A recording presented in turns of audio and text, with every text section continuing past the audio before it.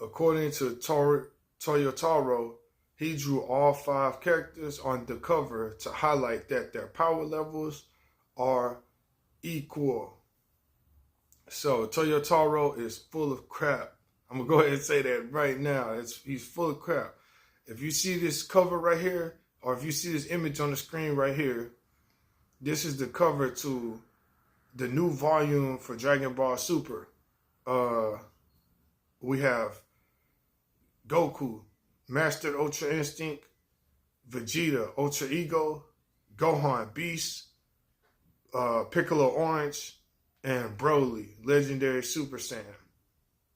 So we have all these guys on the screen right here. He's trying to say they're all equal in power. No, that's not true.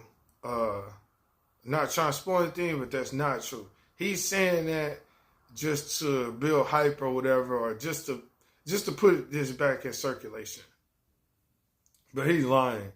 All of these guys are not on par with each other. It's hard to say actually who's actually more powerful than that. He's right in a sense where it's like they're just about as strong as each other. So I give him that. But to say that their power levels are equal is false. Because Gohan is shit.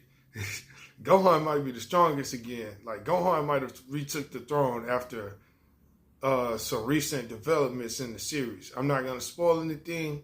Go do your own whatever if you want to know more about that. But I'm gonna say the order is probably Gohan, Goku, Broly, Vegeta, then Piccolo. And that's what you would think the order is anyway. So Gohan, Goku, Broly, Vegeta, then Piccolo. They're not all on the same level, trust me. Because Goku's still a beast. Don't get into it. Goku probably still the strongest, actually. Gohan just might be the strongest in terms of the raw power. But in terms of the total package, it's probably still Goku. Vegeta's pretty damn strong, too. You could even almost maybe say he could be stronger than...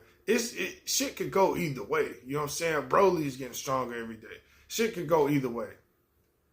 And unfortunately, Piccolo is still nowhere near none of their levels. Sorry to say. Because we find out in Daima that Namekians aren't meant to be fighters anyway. So for him to be as strong as he is as a Namekian fighter is an amazing achievement in itself. But Namekians aren't built like Saiyans where it's like the Saiyans' DNA is made for them to fight and shit and get stronger. Namekians' DNA isn't the same way as the Saiyans' DNA. They're not meant to put their body through all of that and be fighters and shit. They're more magic users and shit like that. And Piccolo doesn't use his nature. He's a warrior. He doesn't use the nature of him, who he is. So maybe he should tap more into that, because if he did, hell yeah, he could use magic a little bit, but he doesn't really tap into that. He uses brute strength, ki, just like all other Z fighters. I think he should probably tap into learning more about himself and going that route.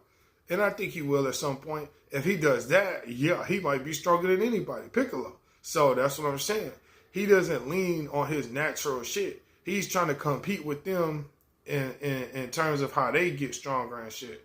So once he decides to combine that with his natural progression, what he's supposed to be on, yeah, he could be one of the strongest, because he'll learn way more tricks and stuff and, whatever. But I'm going to disagree, and Toyotaro is full of crap. He's just trying to promote this, which is fine, but just to let y'all know, they're not all on the same level. Quick thoughts.